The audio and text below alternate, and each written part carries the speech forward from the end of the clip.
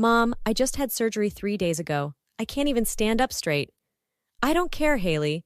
Your sister's engagement party is tomorrow, and this house needs to be perfect. Now get on your knees and scrub that floor properly. But the doctor said, I said now. I had stitches after surgery, but my mom forced me to scrub floors for sister's room. Hi, I'm Haley. Today I'm going to tell you my story, but before I continue, please like, share, and subscribe to hear more stories like this. I never thought I'd be the forgotten daughter in my own family, but here we are. My sister Cassia was always the golden child, prettier, more social, more everything according to my parents. I learned to live with it, or so I thought. It all started falling apart last spring. I'd been having severe abdominal pain for months, and after countless doctor visits, they finally scheduled me for an emergency appendectomy. My appendix was on the verge of rupturing. The surgery went well, but recovery was going to take time. I had 12 stitches and strict orders to avoid physical strain for at least 2 weeks. 3 days after my surgery, I was still moving like a 90-year-old woman. Every step hurt. Every movement pulled at my stitches. I was staying at my parents' house because I lived alone, and the doctor said I shouldn't be by myself during the first week of recovery. That's when my mother, Lenora, burst into my room at 7 in the morning. Get up, Haley. We have work to do. I blinked at her groggily. Mom, I can barely walk to the bathroom. Well, you'll have to manage. Cassia's engagement party is tomorrow, and this house is a disaster. Her future in-laws are coming, and I won't have them thinking we're slovenly. Can't Cassia help? It's her party. Lenora's face hardened. Your sister is at the spa getting prepared. She needs to look perfect tomorrow. Now get up.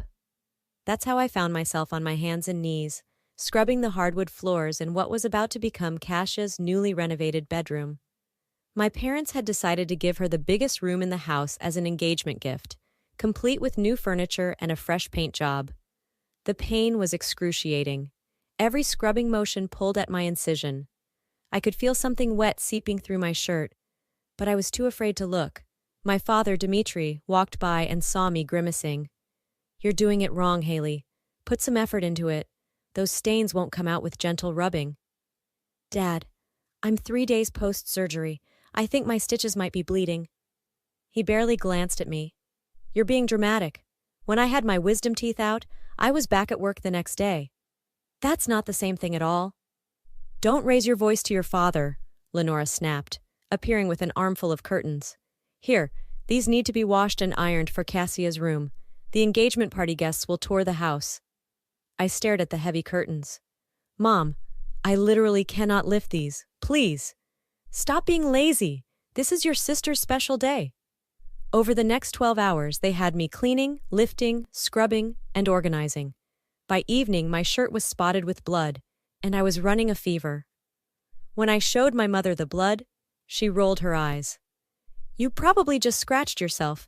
Stop being so melodramatic. Cassia never complained this much about anything. The engagement party was a nightmare. I was relegated to kitchen duty while Cassia held court in her beautiful new room, showing off to her fiancé's family, the Volkovs. They were wealthy, connected, and exactly the kind of people my parents wanted to impress. I overheard Lenora talking to Mrs. Volkova in the hallway. Yes, we completely renovated this room for our dear Cassia. She deserves only the best. Our other daughter, Haley, well, she's more of the practical type. Not much ambition, you know. Mrs. Volkova, whose name was Irina, glanced toward the kitchen where I was struggling with a heavy tray of appetizers. She looks unwell. Is she all right? Oh, she's fine, just a bit tired. Haley's always been the delicate one. I caught Irina's eye for just a moment. There was something in her expression that suggested she didn't quite believe my mother, but she said nothing. She was a guest, after all. Something inside me broke that day. 2 days later, my incision became infected. I ended up back in the hospital with a raging fever and an infection that required IV antibiotics. The doctor was furious when he saw the state of my stitches. What have you been doing? This looks like you've been doing heavy physical labor. I told him everything. He documented it all in my medical records, and his expression grew darker with every word. This is medical neglect, Haley. What your parents did could have killed you. A ruptured surgical wound can lead to sepsis. I stayed in the hospital for 5 days. My parents visited once, and only because the hospital called them. Lenora spent the entire 15-minute visit complaining about how my hospitalization was overshadowing Cassia's engagement announcement in the family group chat. People keep asking about you instead of congratulating your sister. It's really inconsiderate timing, Haley. Inconsiderate timing? Mom, I have a serious infection. Well, if you'd been more careful with your stitches, this wouldn't have happened. Dmitri just sat in the corner, scrolling through his phone, barely acknowledging my presence. When a nurse came in to check my vitals and saw them there, she asked if I needed anything. No, thank you. They were just leaving. Lenora looked offended. We just got here. And now you're leaving. I need to rest. After they left, the nurse lingered. Honey, I've been doing this job for 20 years. Those aren't normal family dynamics. Are you safe? The question made me want to cry. I don't live with them. I'll be fine once I'm out of here. Make sure you keep it that way. That's when I decided I was done. I had a friend from college, Simone, who worked as a paralegal. Over coffee 2 weeks later, after I'd finally recovered, I told her everything. She listened with increasing horror. Haley, you need to protect yourself legally. What if this happens again? What if there's a next time they need free labor and don't care about your health? What can I do? Document everything, and I mean everything. Get copies of your medical records that show the infection and the doctor's notes about physical labor. Start keeping a journal of every interaction. You might need it someday. I followed her advice. I also started setting boundaries, which my family did not appreciate. When Cassia's wedding planning kicked into full gear 3 months later, Lenora called with her usual demands. Haley, we need you to come over this weekend. Cassia needs help assembling wedding favors, and we're doing a deep clean of the house before the bridal shower. I can't. I have plans. Silence. Then, what plans could possibly be more important than your sister's wedding? I'm visiting a friend upstate. Cancel it. Family comes first. No, Mom. I'm not canceling. Excuse me? Who do you think you are?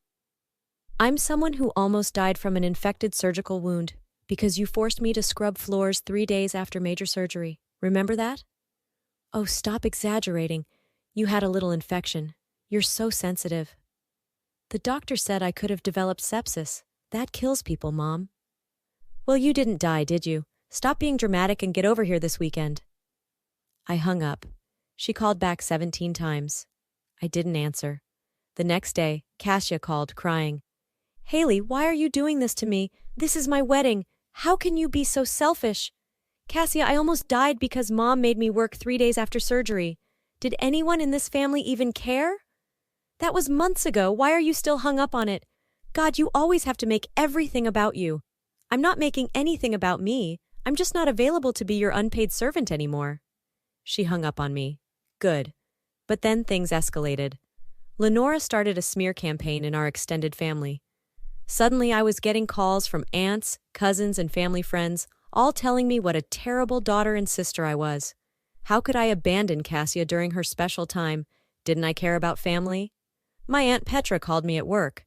Haley, your mother is beside herself. What's gotten into you? Did she tell you what happened after my surgery? She said you had some complications, but that's no reason to abandon your family. Aunt Petra, she forced me to scrub floors on my hands and knees 3 days after major abdominal surgery. My stitches became infected because of the physical labor she demanded. I almost died. There was a pause.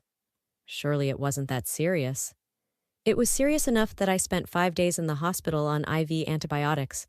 The doctor documented that it was medical neglect. Well, I'm sure your mother didn't mean... She told me she didn't care that I'd just had surgery. Those were her exact words. I don't care, Haley.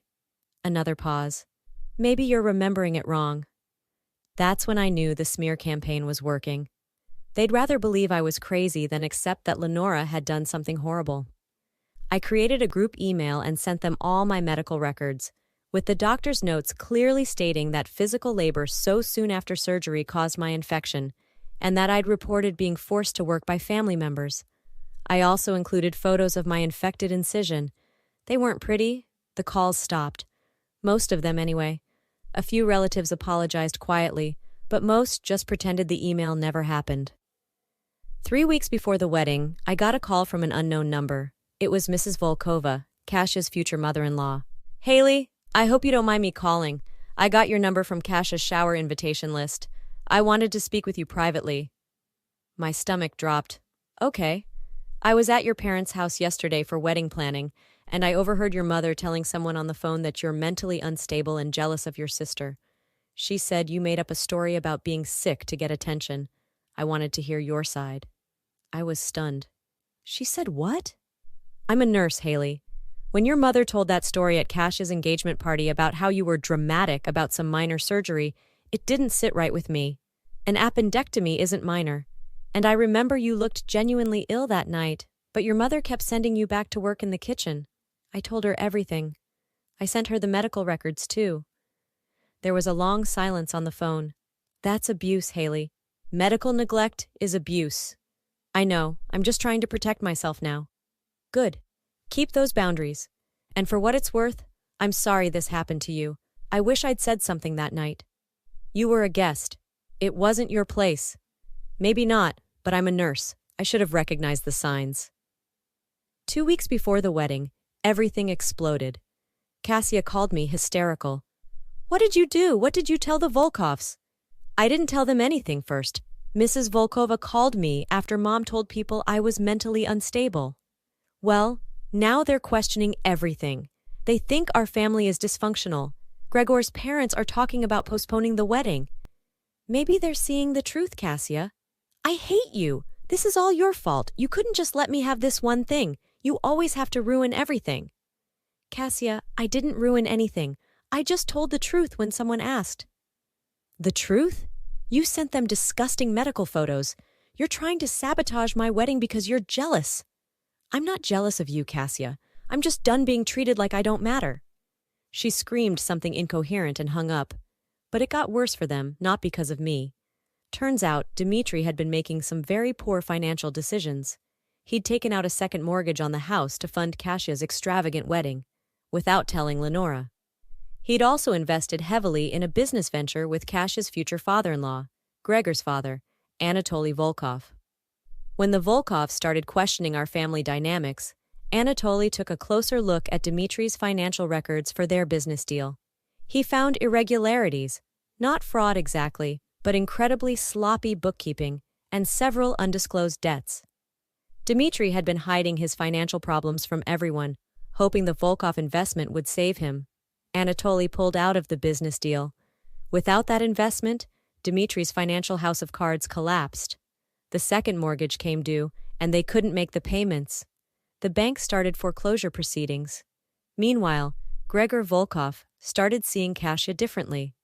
When your future mother-in-law is a nurse who recognizes medical neglect, and your family starts falling apart financially, and your fiancé blames everyone but herself for every problem, it changes things. He didn't call off the wedding, but he insisted on a much smaller, simpler ceremony. No lavish reception, no renovated honeymoon suite at the house, no expensive honeymoon to Bali. Kasia was devastated. The wedding she'd dreamed of vanished. The Instagram-perfect celebration, the designer dress, the destination honeymoon, all gone. She had a simple ceremony at a local venue with 50 guests instead of 200. Lenora blamed me, naturally. She showed up at my apartment unannounced one day, pounding on my door. "Open this door, Haley! I know you're in there!" I opened it, keeping the chain lock on. "What do you want, Mom?" "If you hadn't sent those medical records to everyone, none of this would have happened. The Volkovs would still trust us. Your father's business deal would have gone through. Your sister would have had her dream wedding. Mom, I sent those records to defend myself after you told everyone I was mentally unstable. You did this. How dare you? After everything we've done for you. You mean after you nearly killed me? Yeah, I'm so grateful. You're dead to me. Dead. Don't expect any inheritance, don't expect any help, don't expect anything from this family ever again." I stopped expecting things from this family the day you handed me a scrub brush 3 days after surgery. Goodbye, Mom. I closed the door. She pounded on it for another 5 minutes before finally leaving. They had to sell the house 6 months after Kasia's small wedding. The mortgage was underwater, and Dimitri's failed investments left them with significant debt. They downsized to a small apartment across town. The beautiful house where Cassia had her perfect engagement party, where they'd renovated that bedroom just for her, gone. Cassia's marriage struggled from the start. Gregor was a good man, but his family's trust in the situation was permanently damaged. Cassia blamed me every chance she got, telling anyone who'd listen that I'd ruined her life out of jealousy. She posted vague social media updates about toxic family members and betrayal. I blocked her on everything. I started therapy and worked through a lot of the trauma. My therapist helped me see that I'd been scapegoated my entire life, and that what happened with the surgery was just the most extreme example of a lifelong pattern. They trained you to accept mistreatment, she explained during one session. Every time you were treated as less important than Cassia, every time your needs were dismissed, every time you were expected to sacrifice for her benefit, that was training. The surgery incident was just them expecting you to follow your training, even when it could kill you. That realization changed everything. A year after the wedding, Lenora called me from a number I didn't recognize. "Haley, we need to talk. Your father and I are struggling financially. We need family support. You need money. We need help. That's what families do. We helped you your whole life, and now you can't help us when we need it?" Families also don't force their daughters to scrub floors 3 days after surgery. Are you ever going to let that go? It was an accident. I didn't know you'd get an infection. It wasn't an accident, Mom. You chose to prioritize Cassia's party over my health. You called me dramatic when I was bleeding through my shirt. You told me you didn't care that I just had surgery. Those weren't accidents. So you're just going to abandon us? Let us lose everything? No, I'm just not going to set myself on fire to keep you warm anymore. You made your choices. Live with them. I didn't give them money. I didn't help them move. I didn't attend their sad little holiday gatherings where they played the victims, telling everyone how their ungrateful daughter had abandoned them. Last month, Cassia's marriage ended in divorce. According to the family gossip chain, courtesy of my cousin Mira, who'd apologized after seeing my medical records, Gregor got tired of Cassia's constant complaints and her inability to take responsibility for anything. She blamed him for not making enough money, blamed his parents for not helping more, blamed me for ruining her wedding. Everything was always someone else's fault. She moved back in with our parents in their tiny 2-bedroom apartment, 3 adults crammed into a space smaller than Cassia's old renovated bedroom.